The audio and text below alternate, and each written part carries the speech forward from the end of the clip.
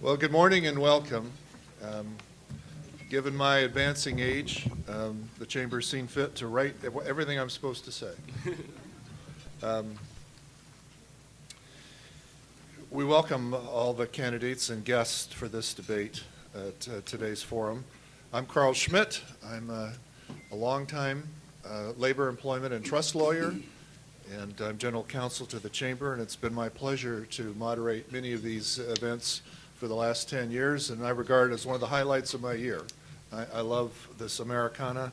I love the dedication of the candidates and how well they prepare, and I think Torrance is well served by all of them. Sorry if I departed from the script, Donna. I'll pay penance later. Many of the issues we'll be discussing as the morning progresses have been the subject of numerous advocacy efforts led by the Chamber. The Chamber's Government Affairs Policy Group, which is comprised of Torrance business leaders and represents the interests of Torrance business with government, meets monthly and is a committee that all Chamber members can join. The questions today are the direct result of those members' efforts, and many of those questions come from you in the audience. I want to introduce Sherry Kramer, who's going to lead us in the Pledge of Allegiance, and praise her for her longtime efforts in heading this committee. Sherry, the Chamber and the city owe you a great debt of gratitude for all your efforts. Wow, thank you. All right, please stand for the Pledge of Allegiance. Flag is over here. Put your right hand over your heart. I pledge allegiance to the flag of the United States of America and to the republic for which it stands, one nation, under God, indivisible, with liberty and justice for all.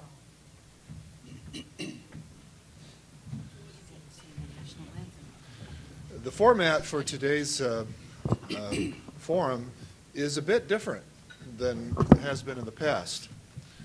In the past, some of you who have come to these events know that we've asked either all the candidates or some of the candidates the same question. And then they each give their answer, and they trade off who goes first, second, third, fourth.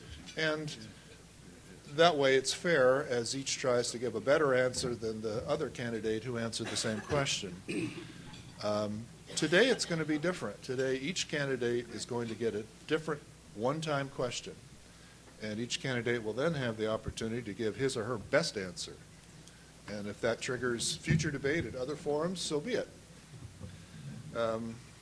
We begin, though, as we traditionally do, by giving each candidate a 2 minutes to give their own individual statement. Now, Michelle here looks harmless, but she's devastating. She's got a right cross that won't quit, and she is armed with a warning sign that says 1 minute.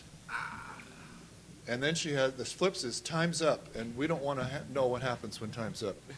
So she's going to be helping the candidates with timing of their answers. So this is the first segment, candidates' opening statements, and the order in which this has been given to me. Mr. Mike Griffiths will go first. Mr. Griffiths. Good morning, everybody, and thank you, Carl.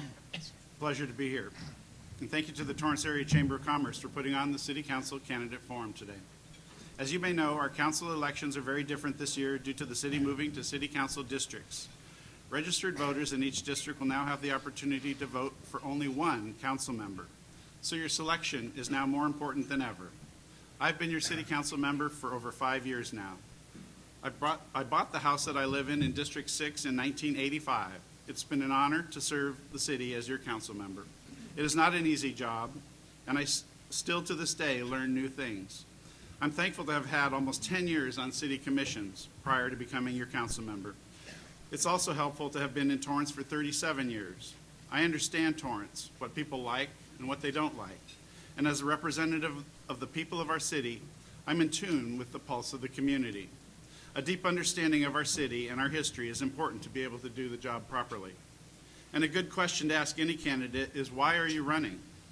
And for me, the answer is simple and can be seen by my longtime dedication to serving our city. It is because I truly care about the city that I have been a part of for so long now. I've been volunteering now for over 22 years with the Torrance YMCA, and I'm a current board member. I am currently the chair of the board of the Torrance Salvation Army, and I have served on their board the past 6 years. I had my own business in Torrance, and I raised my family here in Torrance. Torrance is a wonderful city, and that is why I want to continue to serve our city in this capacity. As of 2019, there are over 14,000 businesses licensed by the City of Torrance. That is why it's so important to have council members who understand the unique needs of business. And from my extensive business experience, I'm the candidate that's your best choice. I look forward to answering your questions and discussing your concerns. Thank you very much. The next candidate listed is Mr. Geoff Rizzo.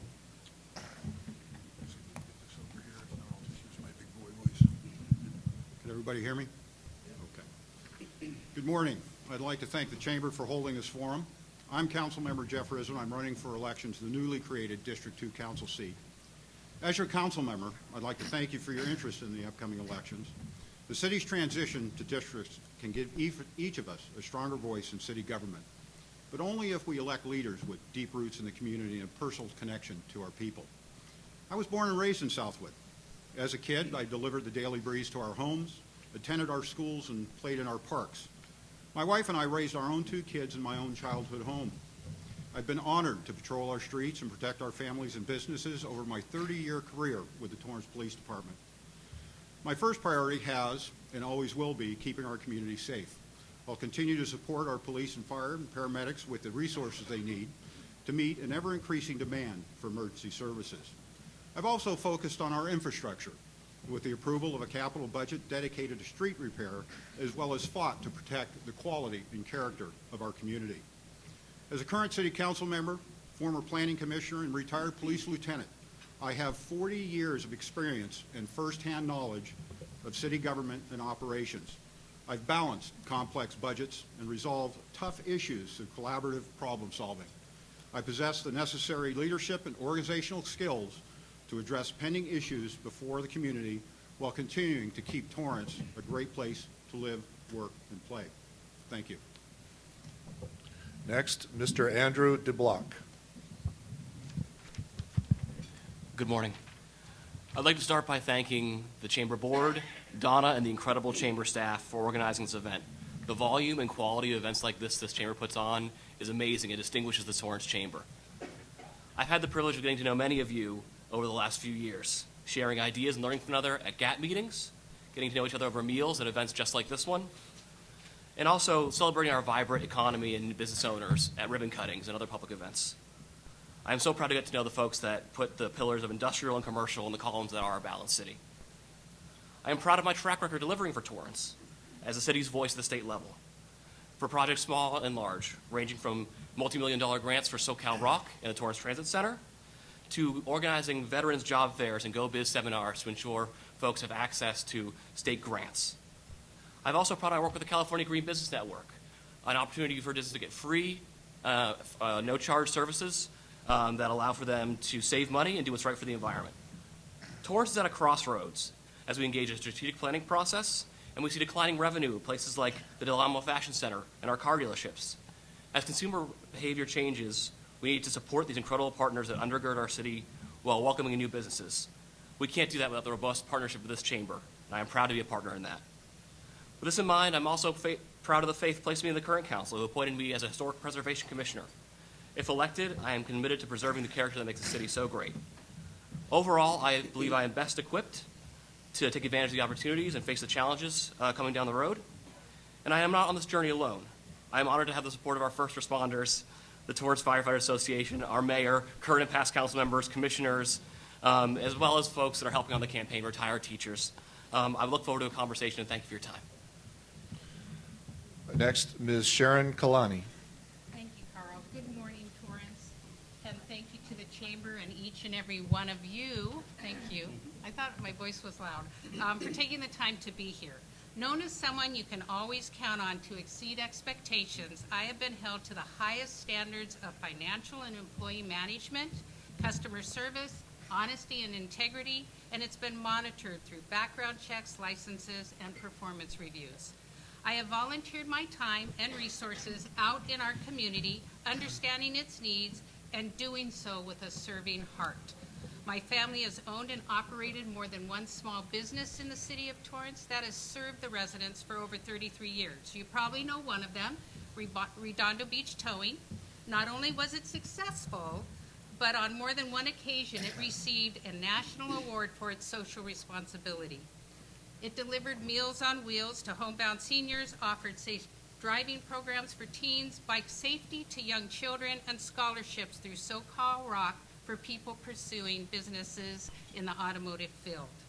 My unique combination of 25 years of financial management, business ownership, and decades of social service experience in our community is just what our city needs. I am not a politician. As a matter of fact, this is my first election. I'm running because it is an extension of the social service I've already been doing in our city. And I have no ties to City Hall. I'm not entrenched in its politics. I'm here for you and me. Thank you. Ms. Sue Herbers. Good morning. Have you ever heard about the Torrance Way? You probably have. You're experiencing it today. So the city has great bones, and it has lots of history behind it. I am continuing work that I began 45 years ago when our family chose Torrance, District 4, would you know it, for our forever home. I began by volunteering, and I haven't stopped. Through the steps of PTA leadership with Service for All Kids in Schools, the neighborhood, Southeast Torrance Homeowners Association as president, and soccer and sports, 20 years as your elected city clerk here in the city of Torrance, where I served with integrity as its election official and more. I sat in over 1,000 public city council meetings. I've worked in the arts, the Historical Society, the League of Women Voters of Torrance, and many more. And I only have 1 minute left. When I retired in 2014, I made remarks stating that a graceful exit involves a sense of future and the belief that every exit line is an entry. Well, this entry is happening again. I believe strongly in continuing to create the community conversations no matter where I stood.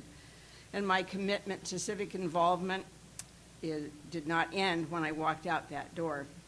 I trust you will be willing to join in any conversation with me today, and I look forward to your questions. And I thank the Chamber for a very unique way of opening up a candidate forum. Thank you, candidates.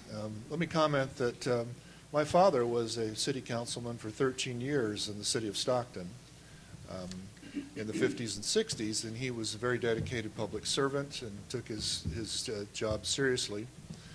But I don't think he was as well-spoken as any of you, so for him, you have wonderful candidates here. Now we have a series of Q&As, and as I said, each candidate will receive a different question, and there are 4 rounds of these, so candidates, if you're keeping track, storing up your energy, there are 4 rounds. And we're going to go in the same order in which we did the individual statements. So the first question is for Mr. Griffiths, and it's up to a 2-minute answer. Once again, Michelle has her hammer ready. Mr. Griffiths, there are neighborhood watches in Torrance, as well as other means to receive information, such as the Nextdoor app. How do you plan for better unity in your district? Communicating to our neighbors and our residents is really an important thing, and actually one of the things that was one of the first things I was privileged to be a part of was being the chair of the committee responsible for redesigning the website for our city. That's an important tool for communicating information to the city, and it's more interactive than most people believe. But apps like Nextdoor and things like that are great for local neighborhoods, but really poor for city government in that we can't see all the neighborhoods from that app, so it's a challenge. Our police department works very closely with the neighborhood watch groups, and thankfully I've been endorsed by our Torrance Police Officers Association because they believe in my strong support of safety. Every year we have our neighborhood night out. It's a great opportunity where we get to go out and mingle with the neighborhoods, where the neighborhood watch captains gather their neighbors to get out and talk about what's going on in the neighborhood, be prepared with additional information. Those are the kind of things that I like to see happen in our community, where we actually get the people together as opposed to talking on anonymous social media. People can really get into understanding and getting to know each other better as opposed to seeing just names or images.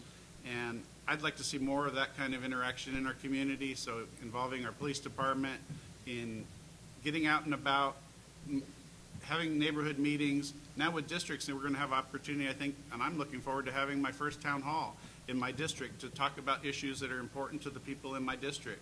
So I think those are the kinds of things that I think are important and we should get back to, and I'm looking forward to having that opportunity to serve in that capacity. Thank you. Mr. Rizzo, what is the biggest threat that the city of Torrance faces, and what ideas do you have to mitigate that threat? Thanks. Well, it all depends on who you talk to as to what the biggest threat is to the city of Torrance. Two issues that come to mind, the first being the unfunded pension liability, and the second being what do we do with the refinery and the hazards that the refinery poses to the community. I will address the unfunded pension liability to start off. In that regard, the city has already taken steps to address the unfunded pension liability, and those steps took place even before the current council. Those steps were initiated by prior council, wherein the city started to take steps to renegotiate contracts, to create separate tiers for new hires, to address how much the employee is paying towards their own retirement. It's kind of like paying a mortgage. The steps that were taken 8-10 years ago, we need to stay on course with that. We are seeing the benefits of that, maybe not immediately, because our pension, or percentage of our pension that we're paying out of our budget will spike, but it will spike at about 2023. But it's like a bell curve. At some point it's going to nose over, and it'll nose over in 2023. By the outer years, at about 2037 or so, it will level out, and the percentage of dollars that we're paying towards the pension as part of the general fund will be in single digits again. So that plan is in place. We just need to stay the course. Mr. Deblock, you are so new to the city of Torrance. What issue was the most compelling in your decision to immediately enter the city council race? Thank you for the question and the opportunity. I have a servant's heart. I love working in this capacity and advocating for the city and its residents. It's been my pleasure to do this for the last few years, and when this opportunity was presented to me, I jumped in with both feet, as you can see. I've been so humbled to get to know the folks that I've worked with through the chamber, through the nonprofit sector, PTA, through the Education Foundation, and every opportunity I've had to interact with folks has shown me why the city is worth fighting for. If elected, I will be a powerful advocate for the city at the county and state level, bringing back our fair share of funding. Right now, Torrance is a so-called donor city. We pay far more to other levels of government through our sales tax revenue and other sources of property taxes than we get back. We need to start raising our hand and saying we're leaving money on the table. I believe I'm the most effective advocate for that. I can be tenacious, going to personal relationships I have at the county and state level I've built over a decade, working as your representative at other levels, and I'm excited to see what we can do together as we grow our revenue and alleviate some of the general fund pressure that we see with these other funds. To me, the more we can put our general fund from grants and things like that from the state and county, the more we can ensure that we have money to fund our unfunded pension obligations and ensure that we have a great city service and the quality of life we've come to expect in Torrance. Ms. Kalani, what zoning codes or other changes can be made so underutilized properties can be renovated or expanded to provide more affordable housing? Thank you. I think it's important that we look for opportunity for mixed use within the city of Torrance. I am not an advocate for high density, but I am an advocate for allowing businesses the opportunity to potentially own their location, at the same time providing more affordable housing for its employees as well. How wonderful would it be that people could work and live in their own city? Thank you. Ms. Herbers, how will you balance between learning from the past and not falling into, we've always done it that way? Oh, that one's an easy one. Thank you very much. When I first walked into the city clerk's office back in 1994, that was the answers I got to most of the questions that I asked the morning after I was installed. That's the way we've always done it. And I said, well, that's not the way we're going to do it here. And we started making changes the minute I walked into the office. It was a little disconcerting to some people and going, wait, you can't do that. And yes, we did. So for 20 years, we learned and we made changes, and we can't continue doing things the way we've always done them. Change is not a four-letter word. It's an opportunity for us to learn and to grow. And I think there are lots of ways to look outside of the box that we can choose to do for ourselves with the people's help. Okay, that completes the first round. Second round, Mr. Griffiths, please explain your position on how best to support and encourage infrastructure upgrades that relate to wireless and broadband connectivity. Well, being a person who's been involved in the technical field for almost all my whole career, I have my own computer business here in Torrance. I understand the issues regarding technology, and actually I've been very involved with many of the meetings involved with the COG here in our local South Bay region about the network that they're installing, a high-speed fiber optic network that will interconnect all the South Bay cities. And I think it's a tremendous tool that's going to benefit our businesses and our cities tremendously by providing something that really we don't have a very good infrastructure of right now, and that's a high-speed internet connectivity throughout our communities. And this tool, I think, is something that's actually going to start coming into place this year from the work that the COG has done, and working with the COG and with our Economic Development Department. I've been involved in those meetings to see how we can make sure that those connections of that high-speed internet not only make it to our city, but become available to our businesses. I've had businesses come up to me and say, my internet service at my business location is horrible, and I have no choices for internet service, and that impacts my ability to do business. We can't have that if we're going to have successful businesses in our city. So I'm going to be a strong advocate from my technological background to make sure that we provide those kind of services one way or another, whether the city provides it or we bring in the people that can provide those services to our city. And this day and age, the internet is so critical to any business and residents to be able to function in our community today. The next question is from Mr. Rizzo, and I want you to know I'm reading these questions for the first time. And so I have to admit, as a pension lawyer, I may be the only one in the room whose heart is warmed by such a repetitive question from Mr. Rizzo. Rising pension costs, lawsuits, and projected revenue not as high as expected are all putting a strain on the City of Torrance budget. What can be done to bring back the budget to being fiscally sound?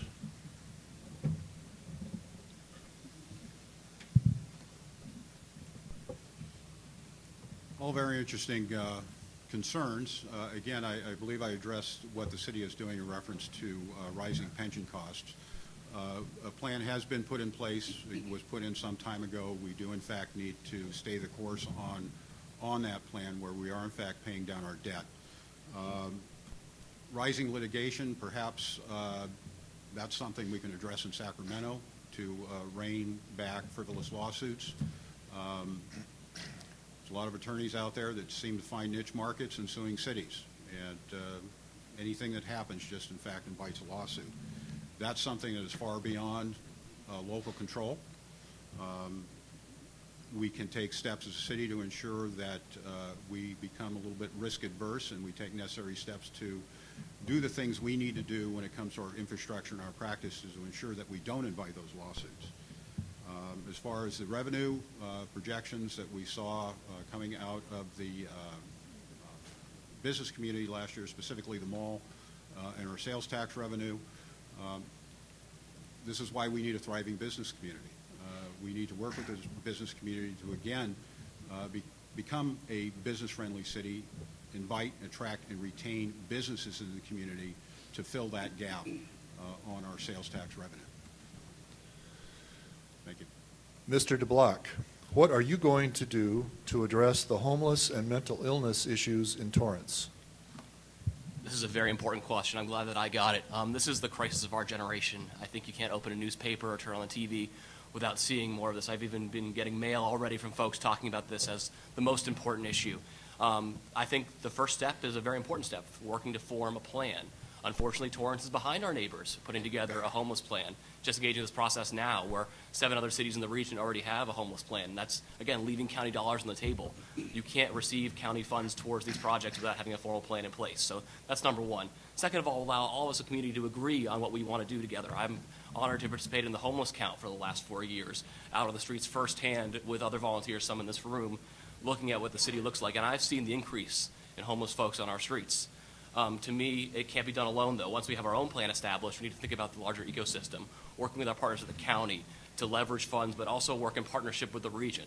Torrance can do a lot by ourselves, but I think addressing the homeless crisis is one thing that we need partners to work on with. And so I'm really proud of those relationships I've built up, and I'm ensuring that we can work together to build this plan, ensure that we have a shared understanding of what we're going to do, and then leverage regional resources to ensure we can accomplish it. Ms. Kalani, fate has seen fit to place a civilian between you and our police force veteran for this question. Should there be a civilian review board for police shootings and other serious uses of force? You know, we have a great police department. We're considered one of the safest cities, and I thank each and every one of them. We have an excellent chief.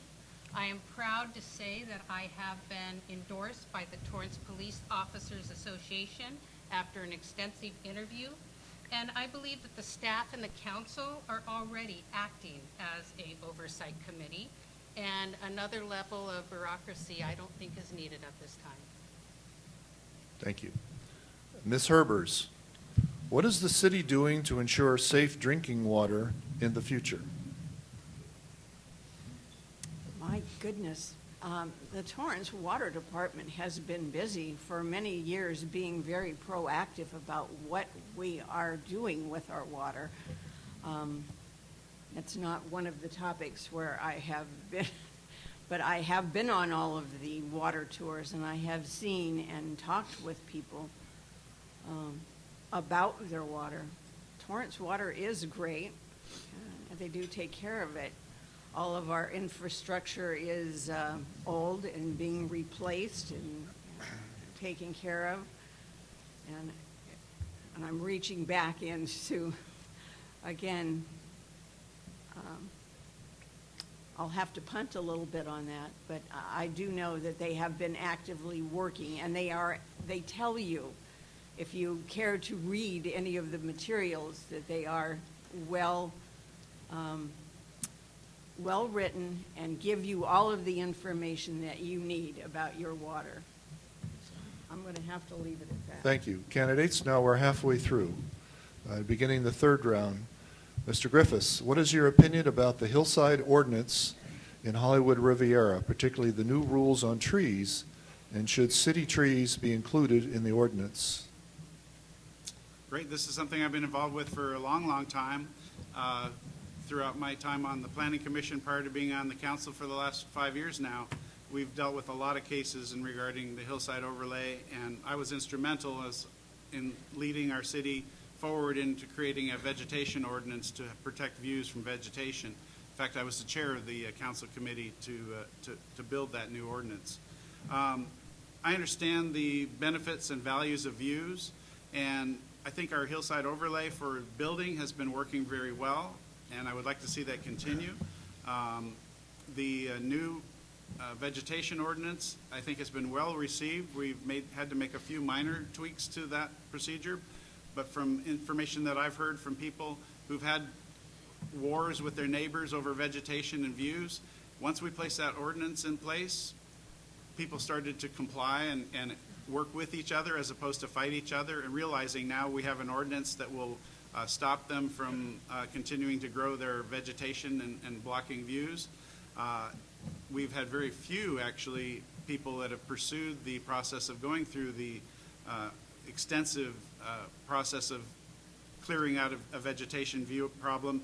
I think because the ordinance is so strong, people realize that it's not worth going through that process. Let's just figure out a way to agree, deal with it, and move forward. So I think these two tools have been very, very beneficial to the Hillside area, and I hear people all the time say that those have been great tools to help maintain the quality of the people who live in that area.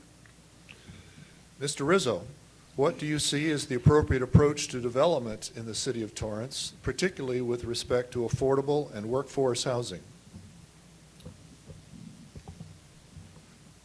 Well, the city of Torrance is a built-out city, so any future development we look at in the city is going to be infill development. So when we look at that infill development, the question then becomes, how dense do we want that development? And that's the key question, is density. How dense is too dense? And those situations need to be taken on a case-by-case basis. You just can't, like the state is trying to do right now, is one-size-fits-all approach to housing development.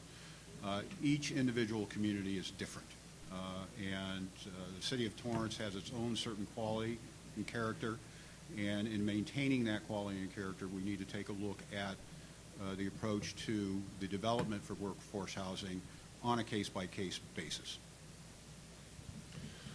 Mr. Deblock, does it seem to you that California is losing most of its local control with the state giving mandates such as AB 5, independent contractors, rent control, housing density, or zoning laws and auxiliary dwelling units? Do you think it is hurting Torrance, and what could you do if elected to bring back more local control? Short answer is yes, and not on the list SB 50, which is again threatening local control for a city like ours.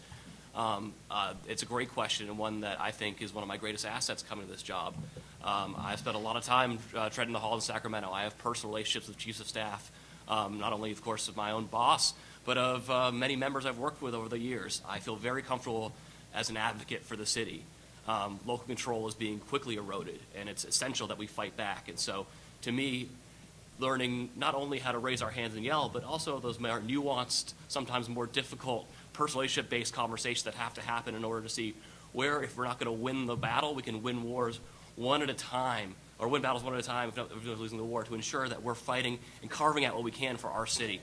I don't think San Francisco's laws make sense for Torrance, and I want to make sure that we're fighting every day. And in conjunction with this group, thankfully I have friends and partners, right? This room is a little army of folks that I know will have my back as a wave as we go and yell at our legislators, and yell at them, of course, with good intention, but loud enough that they hear us. And again, with a group like this supporting me, I know that, or I'd be honored to have it, of course, but with the groups like this that I've gone to Sacramento before and talked with before, I know that not only myself, but Donna and other tenacious leaders know how to twist some arms.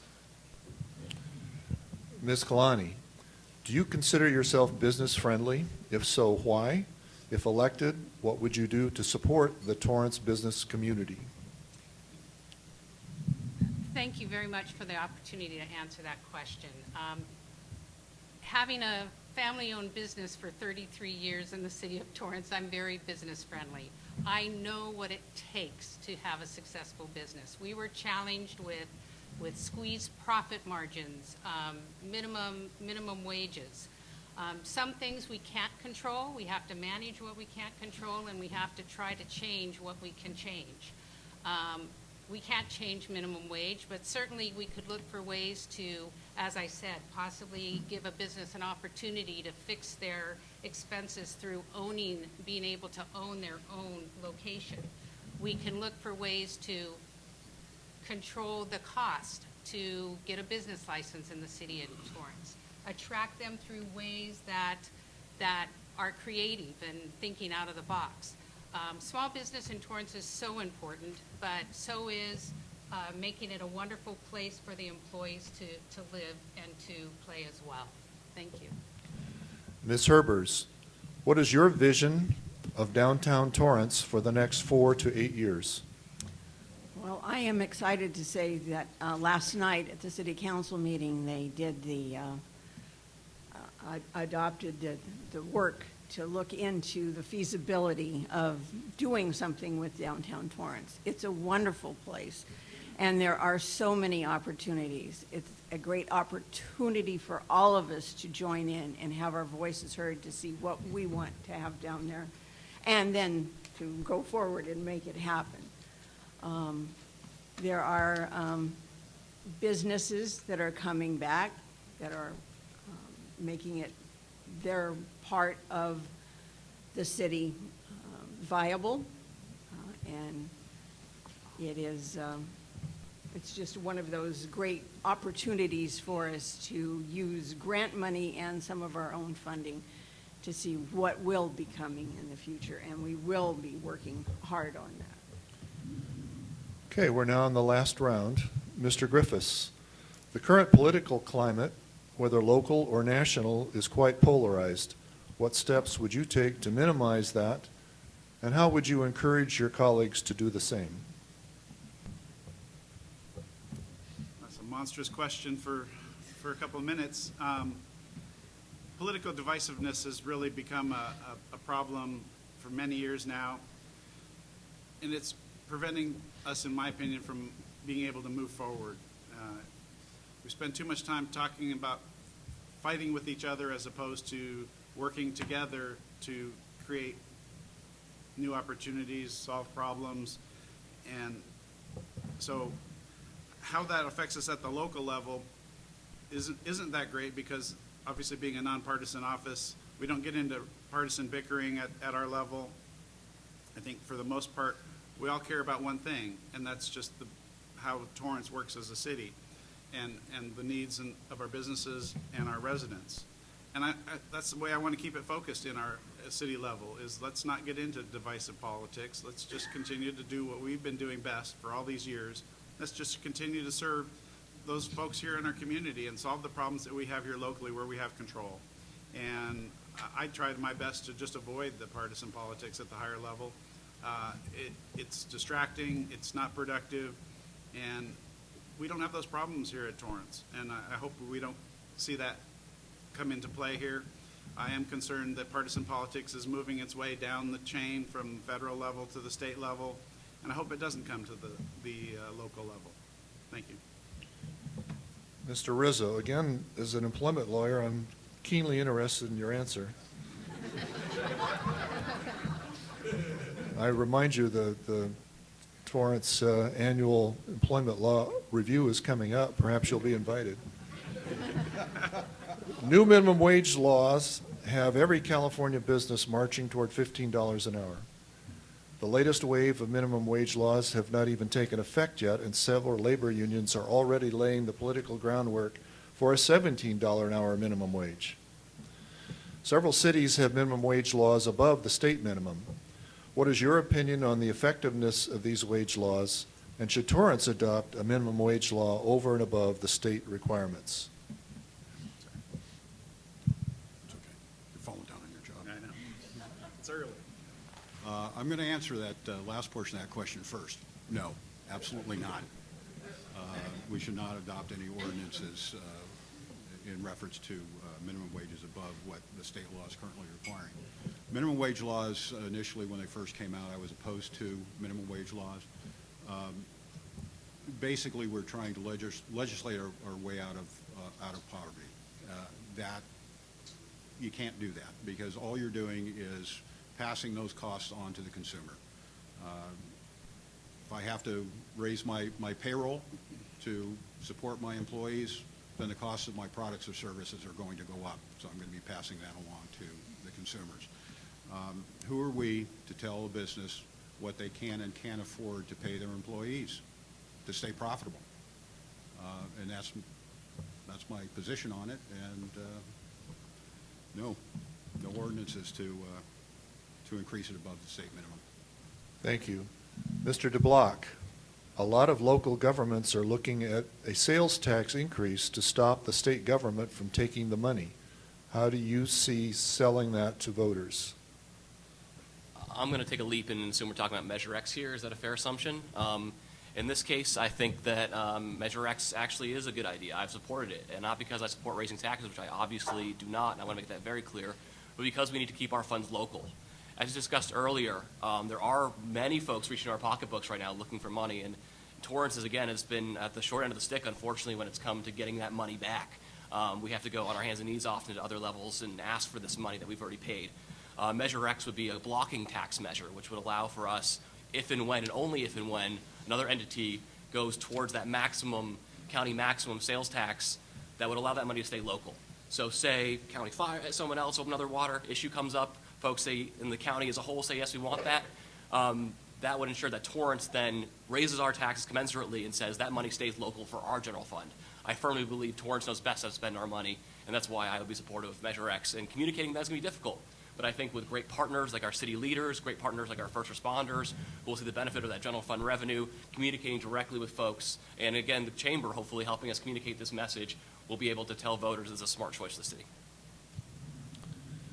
Having discovered Portland as a city and visited several times in the last couple of years, I find that on side streets there are many of these businesses.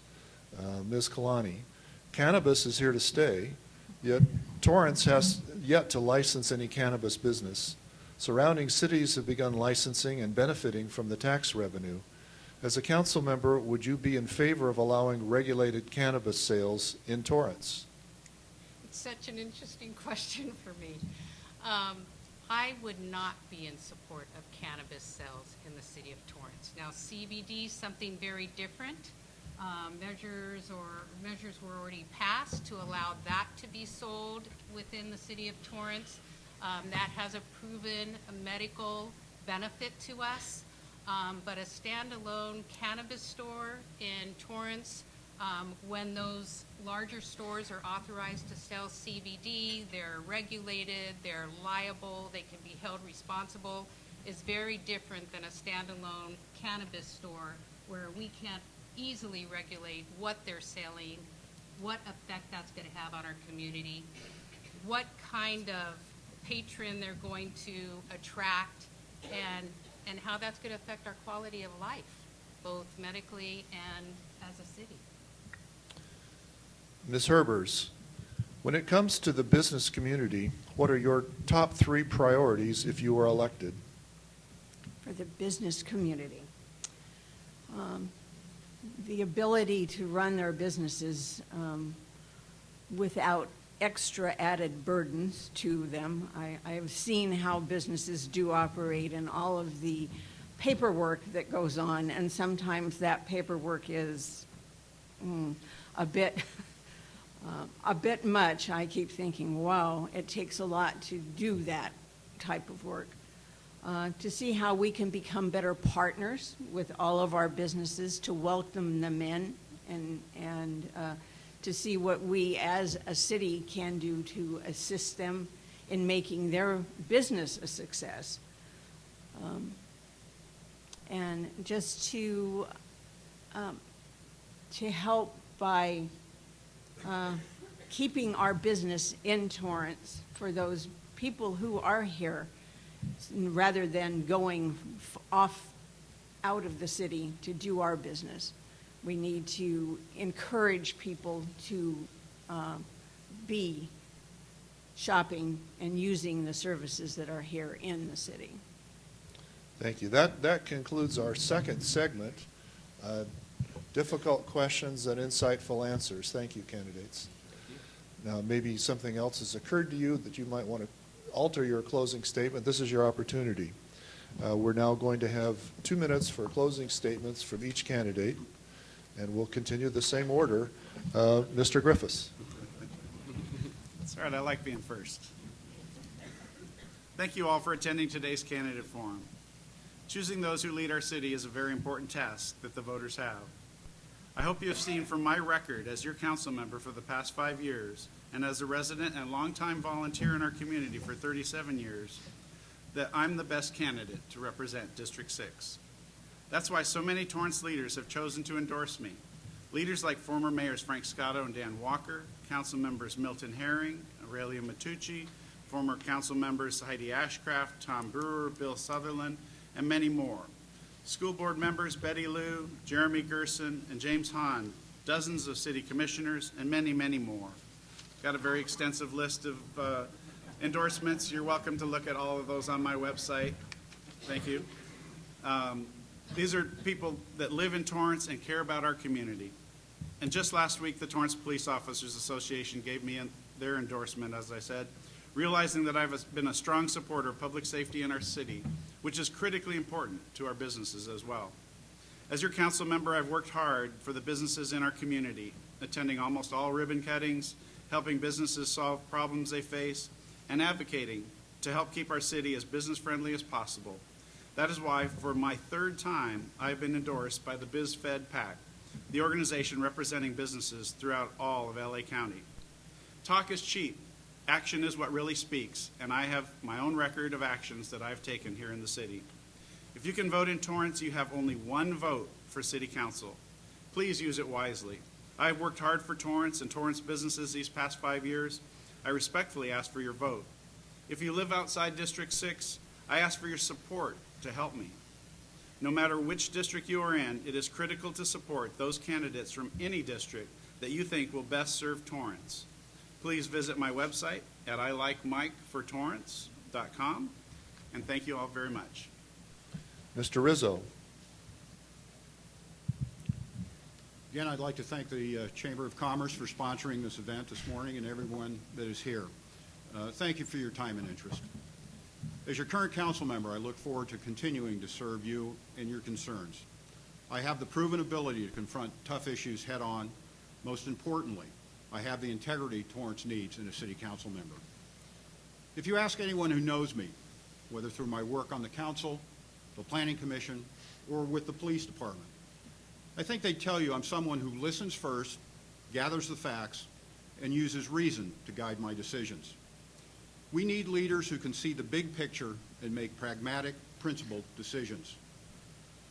I've been living and working in Torrance my whole life, and I've met many of you.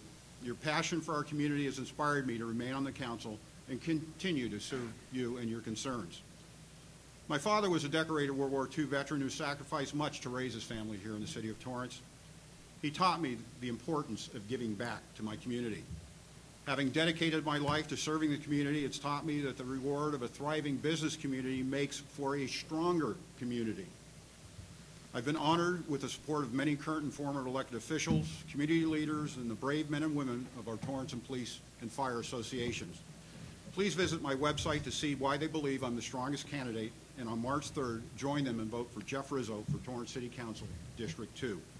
For more information on how you can help, please go to my website at www.rizzoforcouncil.com. Thank you. Mr. Deblock. Well, thank you once again to Dan and the board, Donna and the amazing staff, and to each and every one of you for your involvement and engagement. Our city is so strong because we have such a robust civic environment here. This fabric is well woven, and I'm privileged to have spent time working with so many of you over the last 10 years and now have put down roots in the city.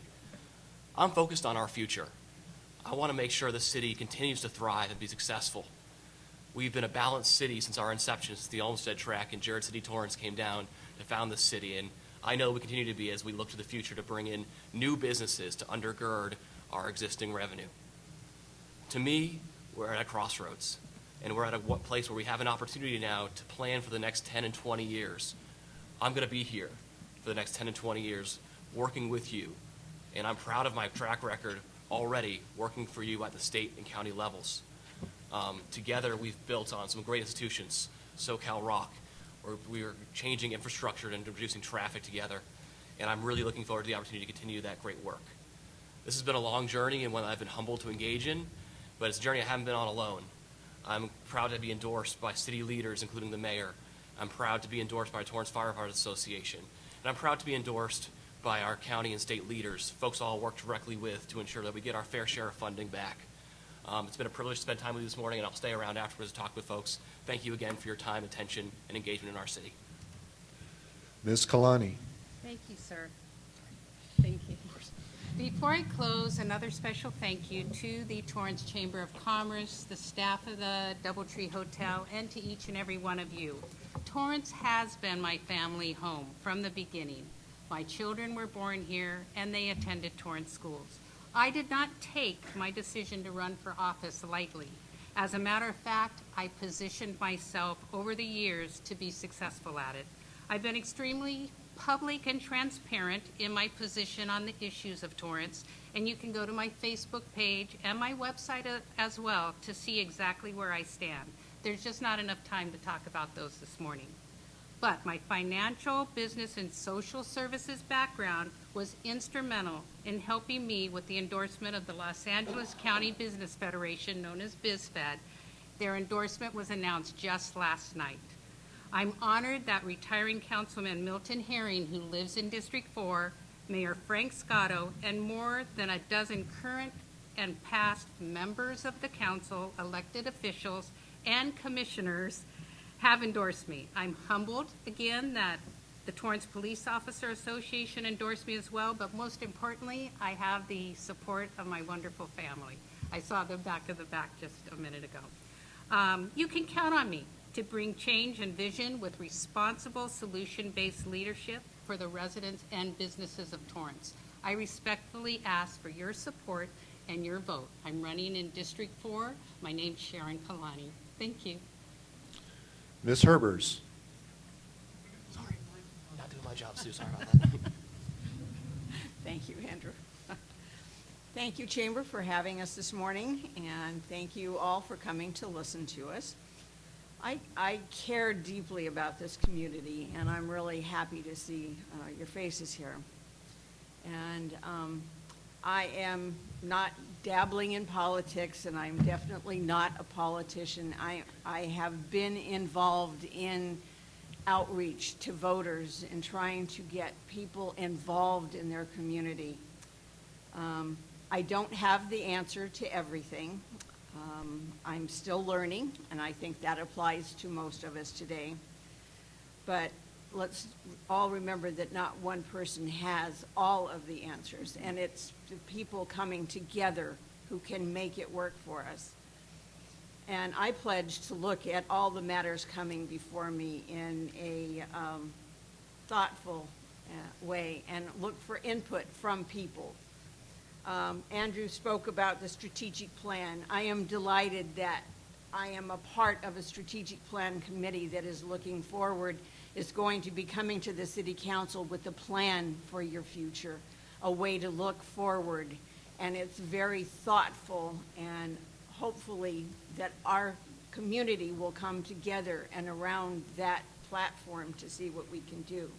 Change is not a four-letter word. And I see so many of our communities going further apart from each other. Let's see how we can advocate for our homeowners groups to come together, or groups of some affinity to come together and discuss issues with being able to speak freely, and so we can hear all of the voices of the community coming together to the City Council, and more than just a 3-minute bite. SueHerbers.com. Thank you, candidates. I have some thank yous as we conclude. Michelle, thank you for your diligence sitting here and counting off every minute. I recently referred a young associate of mine to the chamber. She'll bring great energy, and I told her, you're going to love meeting Donna. She combines wonderful qualities of intelligence, diligence, and affability. You don't find that very often. Torrance Chamber is really blessed.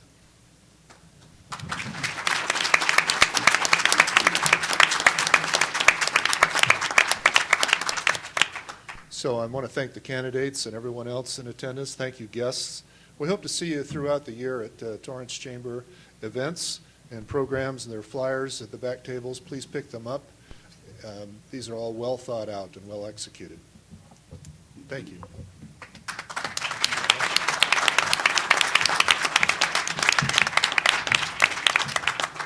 Thank you very much for your incredible answers to some very tough questions. Thank you all for being here today. And Carl, right up here. Carl has been our moderator for events like this for a number of years. and nobody does it better than Carl. We don't check with each other in advance. We just send him the script, and he reads it beautifully and adds just the right amount of extra. So, Carl, on behalf of the Torrance Chamber, thank you so much.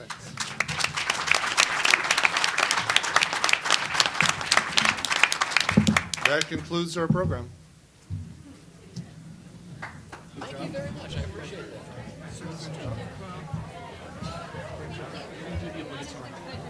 Great job to see you.